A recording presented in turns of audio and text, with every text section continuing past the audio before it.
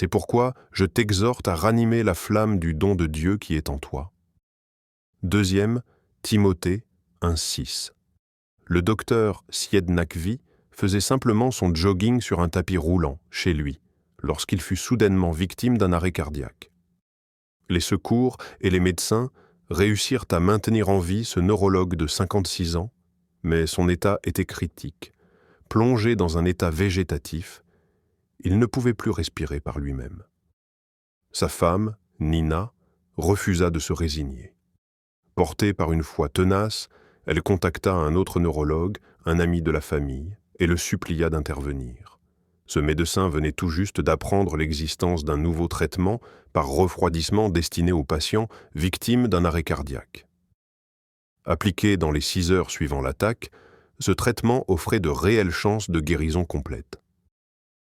Les ondes cérébrales du docteur Naqvi étaient presque plates. On le plaça littéralement sur la glace, son corps fut refroidi pendant 24 heures, sa température descendant de 8 degrés en dessous de la normale.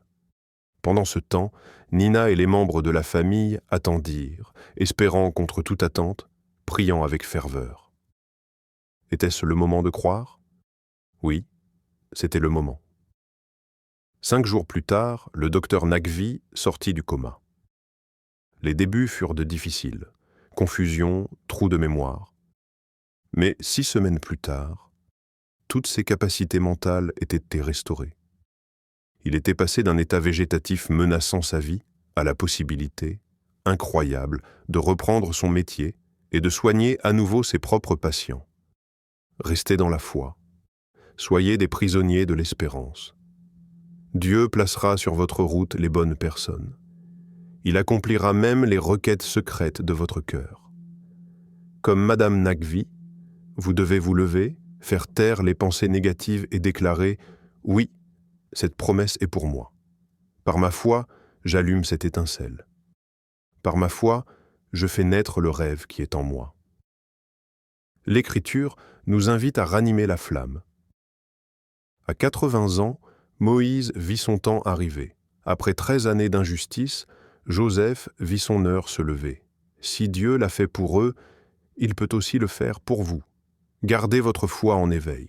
Vous avez servi les autres, donné généreusement, sacrifié votre temps. Et c'est une belle chose, car c'est le sens même de la vie. Nous allons découvrir ensemble un livre puissant, Vivre un festin constant, qui nous aidera à faire grandir notre foi en Dieu tout en menant une vie paisible, remplie de véritable paix et de bonheur. Il est possible de le lire directement en ligne sur uscrib.com via le lien ci-dessous, ou de télécharger son propre fichier sur Apple Books ou system.io. Que Dieu nous accorde sa faveur imméritée et qu'il nous comble de ses bénédictions,